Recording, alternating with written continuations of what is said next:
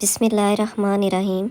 راز پوچھا تھا کامیابی کا، جواب آیا نماز پڑھا کرو۔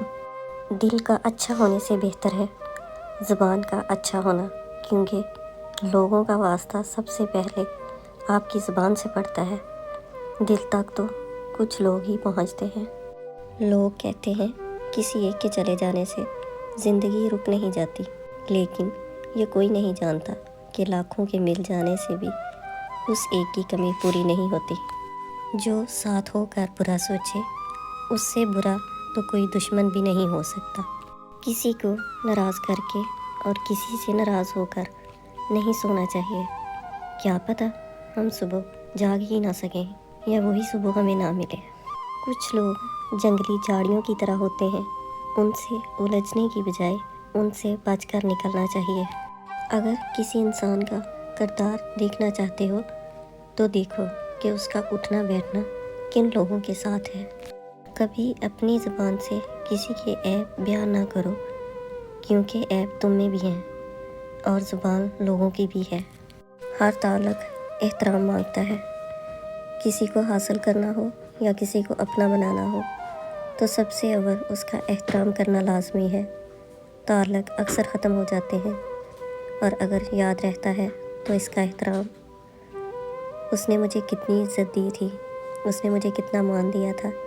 تعلق اور رشتہ یہ صرف اللہ سبحانہ و تعالیٰ کی طرف سے بنتے ہیں، مگر ایک دوسرے کا عزت دینا اور احترام کرنا ہمارے ہاتھ میں ہے۔ اگر چینی اور نمک کو مکس کر کے چیونٹیوں کے آگے ڈالا جائے تو وہ چینی لے لیں گی اور نمک کو چھوڑ دیں گی۔ اسی طرح دنیا میں ہر طرح کے لوگ ہیں۔ آپ اپنے لیے وہی چنیں جو آپ کی زندگی کو خوبصورت اور سویٹ بنا دیں۔ جب ہم رشتوں کے لیے وقت نہیں نکال پاتے تو وقت ہمارے بیچ سے رشتہ نکال دیتا ہے۔